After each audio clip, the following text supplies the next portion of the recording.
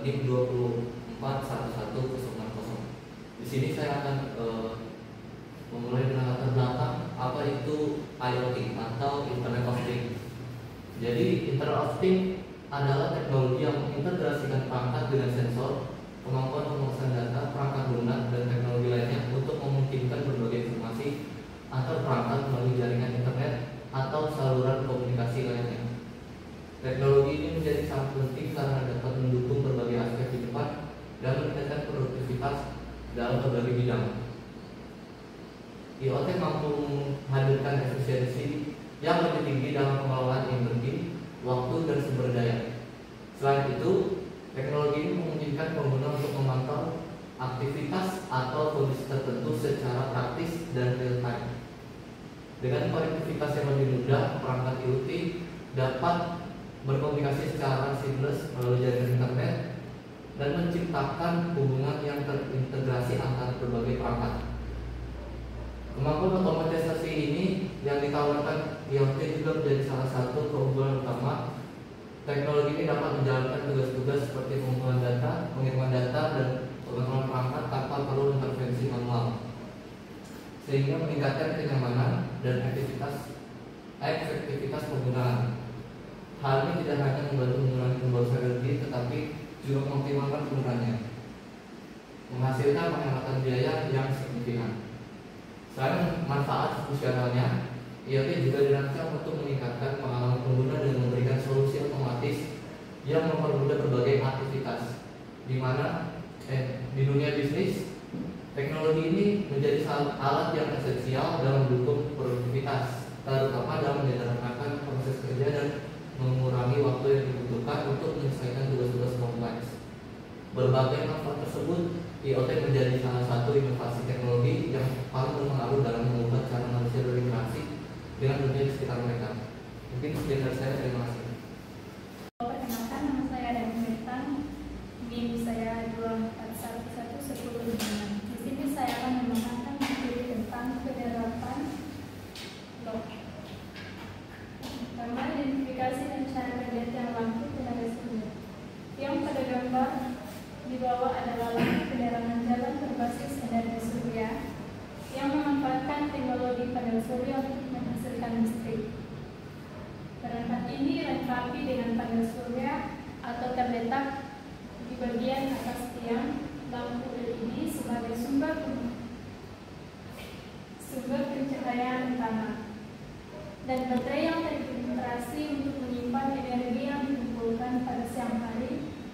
Sistem ini dirancang untuk bekerja secara otomatis dengan sensor cahaya yang menghidupkan lampu pada malam hari dan di saat pagi.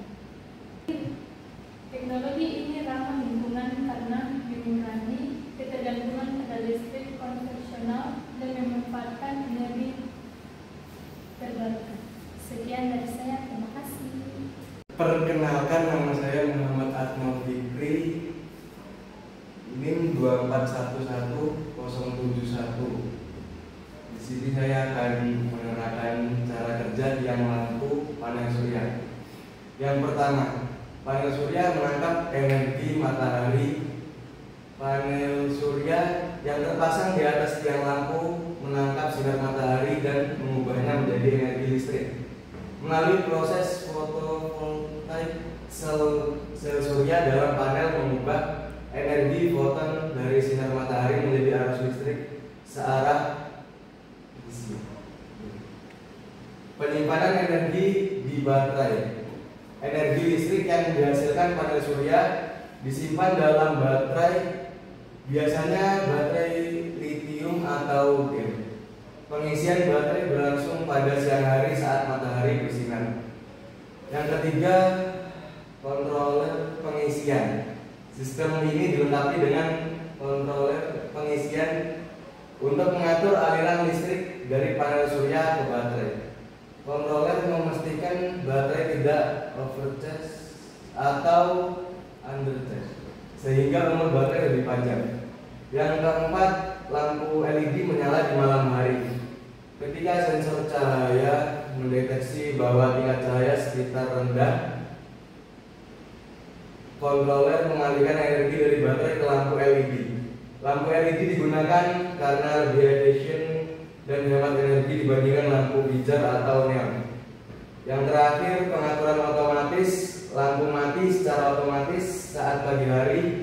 Ketika sensor mendeteksi cahaya matahari, sistem kemudian kembali ke mode pengisian baterai.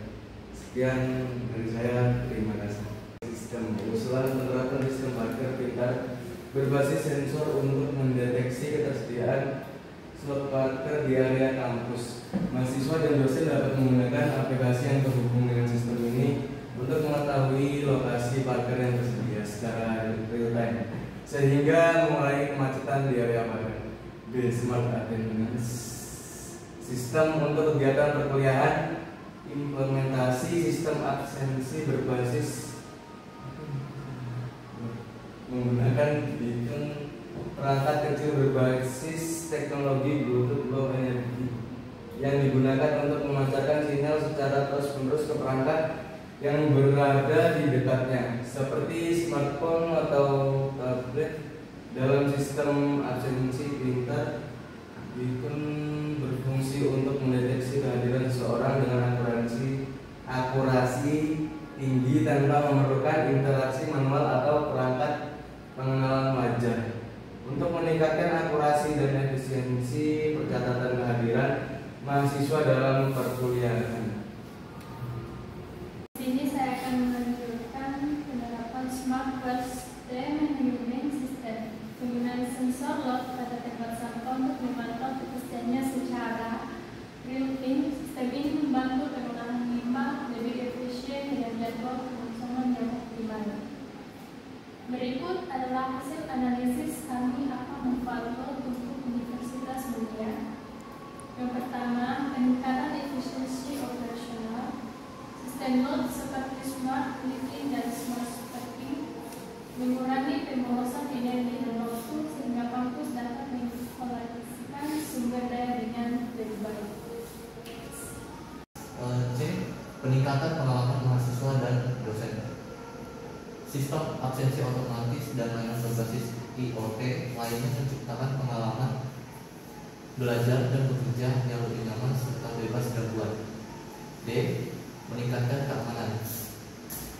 Dengan sistem keamanan pintar berbasis IoT, kampus menjadi lebih aman bagi seluruh aktivitas akademik, seperti pemantauan kampus dengan CCTV, IoT yang mempunyai fitur seperti deteksi gerakan atau analisis kerumunan.